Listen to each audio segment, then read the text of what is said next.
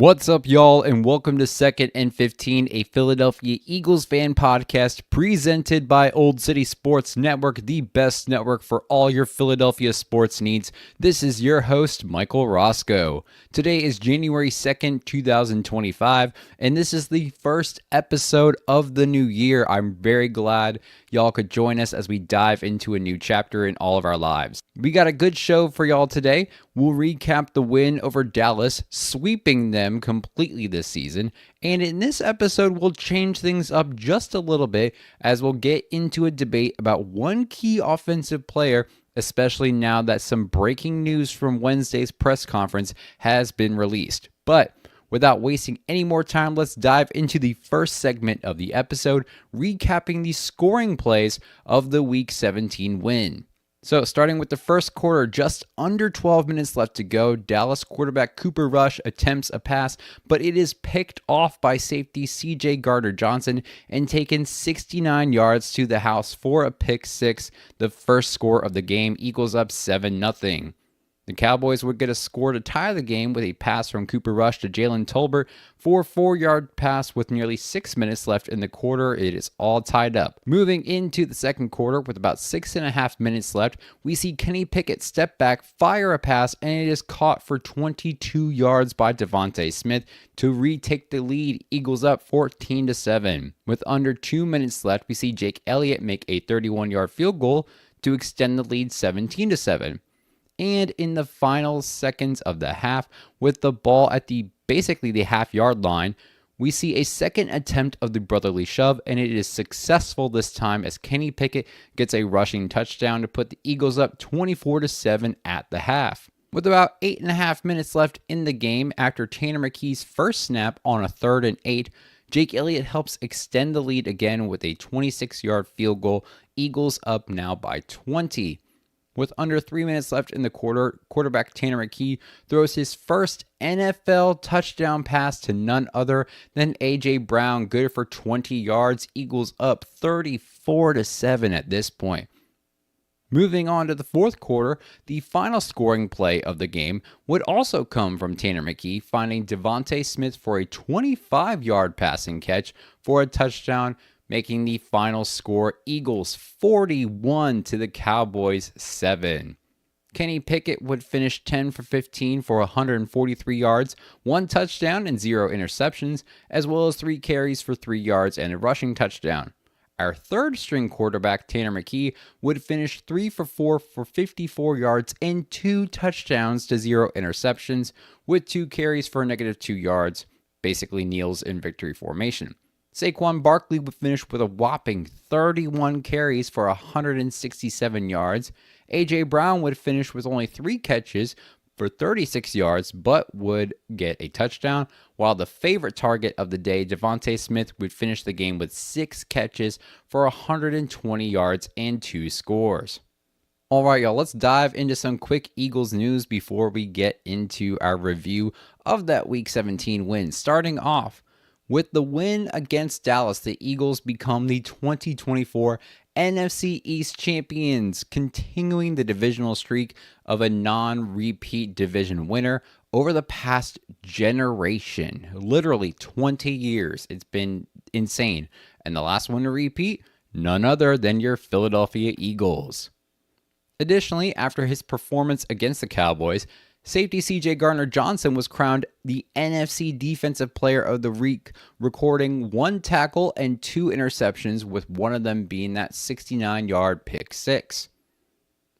Now, we also have a time slot for the final regular season game for the Birds. The Week 18 game will be a home match against the New York Giants, taking place January 5th at 1 p.m. Eastern Standard Time.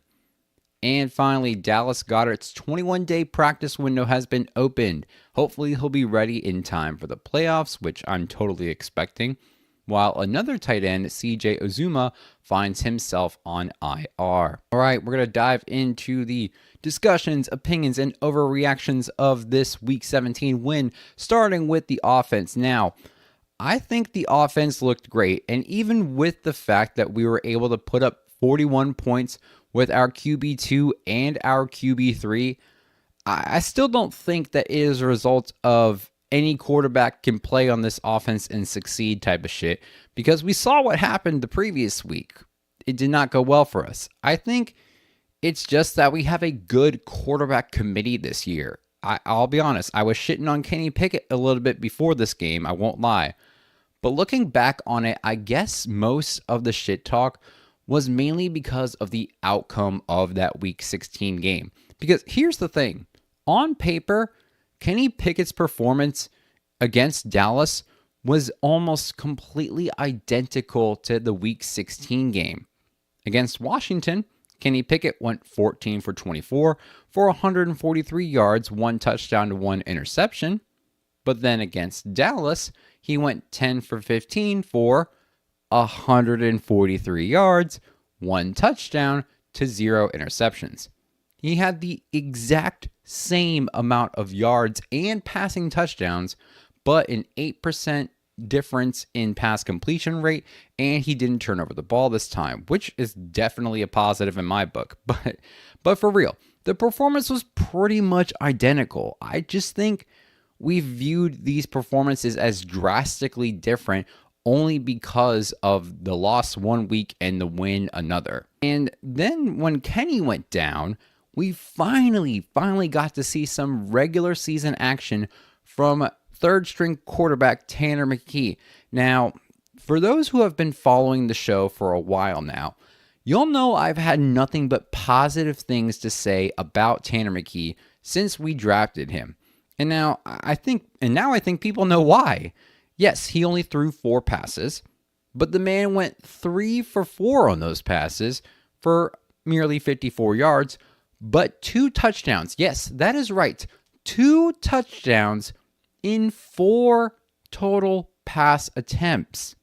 That actually means that Tanner McKee made history, becoming the first quarterback in NFL history to throw for at least 2 touchdowns in their first 5 or fewer pass attempts.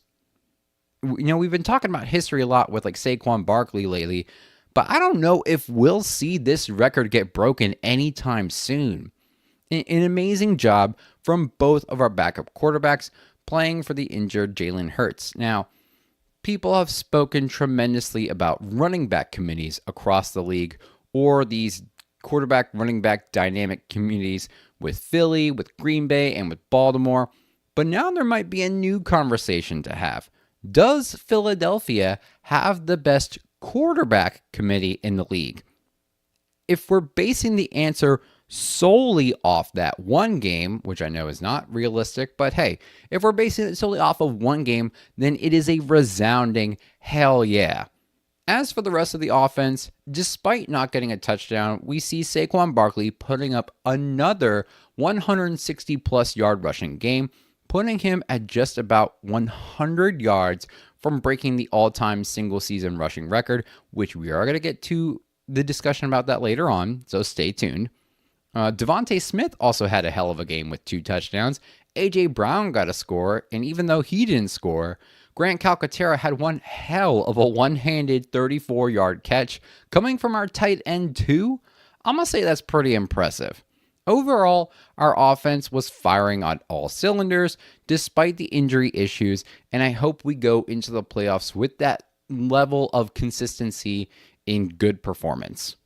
Shifting to the defensive side of the ball, I said this in the last episode. I thought the defense was not going to get a bunch of turnovers like they did in Week 16, but I was mostly wrong. Thanks to 2 interceptions from CJ Gardner-Johnson and 2 fumble recoveries, the Birds managed to get 4 total turnovers, just 1 less than the game before, but this time they were able to do something that I mentioned in that previous episode that the defense had to do going into this game, and that was capitalizing off of those turnovers. The Birds were able to get into the end zone after turning the ball over, something that we really just couldn't do after all those turnovers against Washington, which honestly to me really contributed to that loss. They held the Cowboys to just 1 touchdown, which honestly is hard for any team to do regardless of how good or bad that team is, and I think overall the defense just did a much better job this week. All right, y'all. Y'all know the next part of the show. That is where we preview the next game, and this is the final regular season game. So let's dive into this Week 18 preview. Now, I am going to take this week taking a turn from our usual format where I talk about what the team needs to do to get the win on both the offensive and defensive sides of the ball. And instead, I'm going to talk about an all-important debate that has been going on for a little while now, a few days, about this next game, in particular for the Eagles. And to be honest, I had a whole ass debate on both sides of the issue, which was whether Saquon Barkley should or will play in Week 18. However, just yesterday, around 12:45 p.m., the NFL announced via Nick Sirianni and the Eagles that they will be resting Saquon Barkley, as well as a few other starters, choosing not to chase the all-time single-season rushing record. Now, there are a lot of mixed emotions regarding this decision, and I'm going to go over why personally I am both happy and sad about this decision. Starting with why I'm sad about the decision, the most important obvious reason why I'm, feeling some type of way about it is because Saquon is only 100 yards away from breaking Eric Dickerson's record. And even though this could have been done with one more game than Eric Dickerson, Saquon could have broken it in less carries, which, mathematically matters the most. In Eric Dickerson's record-breaking season, he had 379 carries for 2,105 yards. So far, Saquon Barkley has 345 carries for 2,005 yards, meaning in order to break the record, Saquon would have had to get no more than 33 carries for at least 101 yards to surpass the record. Not tie it, to surpass it. So, I did the math on this. Saquon averages about 5.8 yards per carry on the season, meaning in theory, Saquon Barkley would have needed to maintain this average in the game for only about 17 to 18 carries to break that record.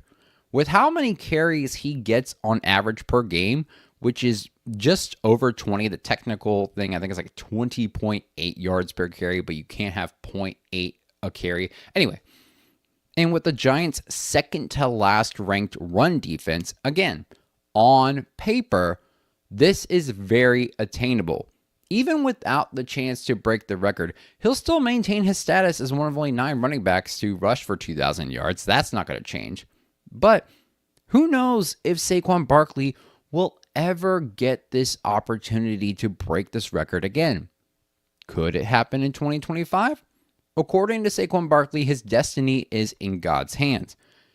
If it is really fate for Saquon Barkley to break this record, then it will happen. It may just not happen this season.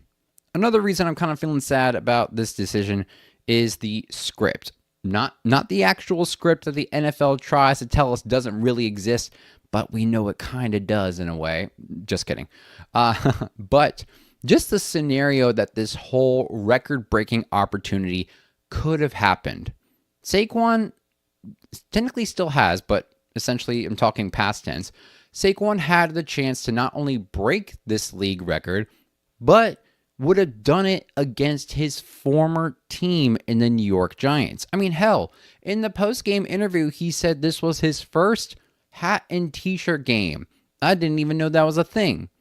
The Giants, they just did nothing for Saquon Barkley. They didn't get him quality offensive linemen to block for him. They didn't give him a competent quarterback, a quarterback who the Giants paid $160 million for 4 years in 2023. And for him to only now be on the practice squad of the Vikings, the Giants did nothing for him. Saquon gave them his all, and they let him go, completely disrespected him. Dating way back to before the season began, unless you've been living under a rock, you should know the whole situation by now. But for those who are new to the scene of football, NFL, the Eagles in general, here's what basically happened. The Giants didn't want to pay Saquon Barkley more money than he felt that he earned after playing his franchise tag season. Basically, for Saquon, it was either get paid or walk. Pretty simple decision there. The Giants wouldn't budge, and he was given permission to seek a new team. And that's where our Philadelphia Eagles came in. The Birds nabbed Saquon from the Giants for a 3-year, $37.75 million contract, and he has taken off more than I think anybody truly anticipated.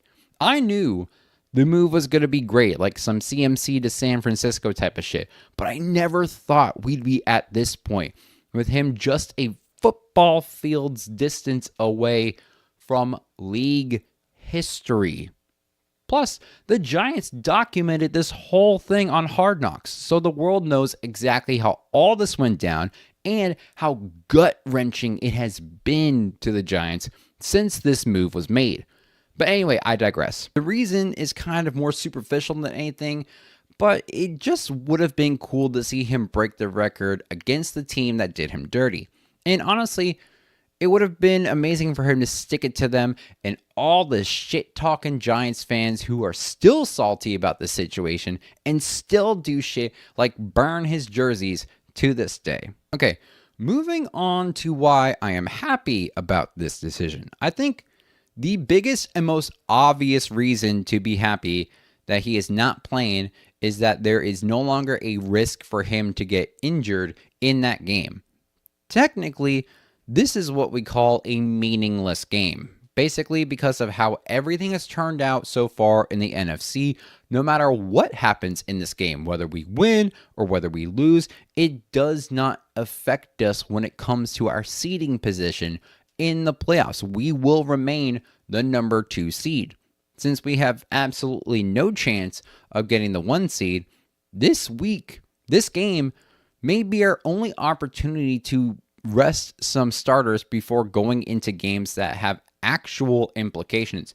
It basically gives us an additional, or not an additional, but it gives us the chance to have a bye week that the number 1 seed would ultimately get. With Saquon not playing, this will give him a chance to get extra practice reps in outside of gameplay, as well as give some of our backup guys a chance to get some regular season reps in, which helps them not only in their personal careers, but for the whole team as well. Additionally, we already saw what happens with teams who have nothing to lose. We saw Dallas take several cheap shots at our players, such as the complete illegal contact hit on Devontae Smith during a pass play, and the hit on quarterback Kenny Pickett way after the pass was thrown. I'm talking like, the defender took 3-4 steps and then clocked his ass, which ultimately took Pickett out of the game.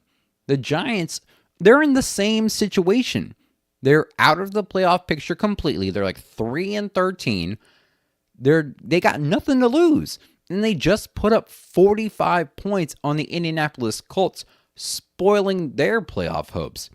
I'd rather not see some asshole Giants player intentionally take out Saquon because of the whole team switching situation.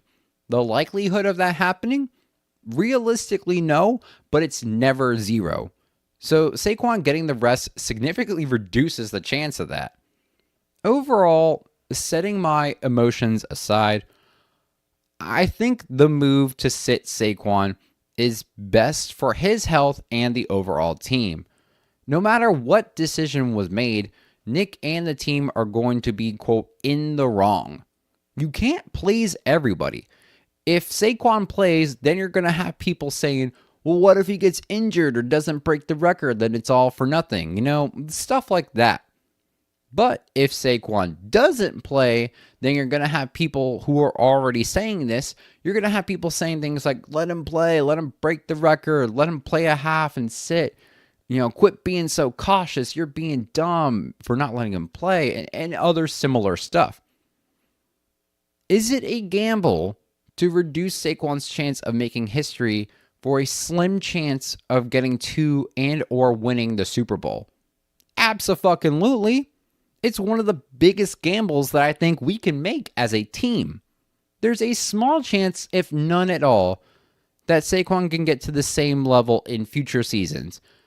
But most people, this looks like a once-in-a-lifetime moment to break a record like this. Now, I would absolutely love for him to break this record, don't get me wrong, and stick it to Eric Dickerson's hating ass, as well as the whole Giants organization.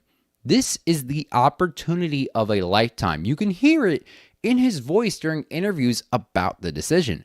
I feel like there's still a little part of him that is torn about the whole situation, but we know Saquon, he's very humble about it and doesn't badmouth anyone or argue with the decision for the whole public to see. However, Eagles fans, including myself, would be crushed if he went into that game and suffered a significant injury, especially in a meaningless game. At the end of the day, this decision comes with Saquon's consideration. Before I get into more, think about last year. A.J. Brown played in a meaningless game, got injured, then was not able to play in the wild card game, and look what happened. Just throwing that out there. But anyway, this whole thing, the decision came with Saquon's consideration. He's mentioned before that breaking records and, his fate, his destiny are in God's hands. And if it's meant to be, it's meant to be. And if it's not, then it's not. He has demonstrated incredible humility and sportsmanship to his teammates and to the city of Philadelphia as a whole. Regardless of record broken or not, he's already cemented himself in Eagles and technically NFL history.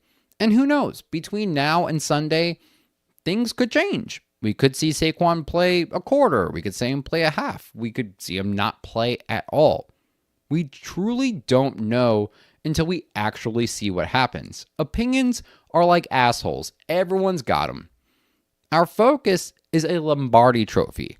And if the team thinks resting players, including one who is just 100 yards away from a league record, will get them there and get them a win, then we gotta have faith in that system, whether we like it or not. All right, y'all, before we wrap things up, we're going to get into some predictions for this Week 18 game. Now, look, this is a meaningless game by playoff standards. It looks like a lot of the starters are going to sit.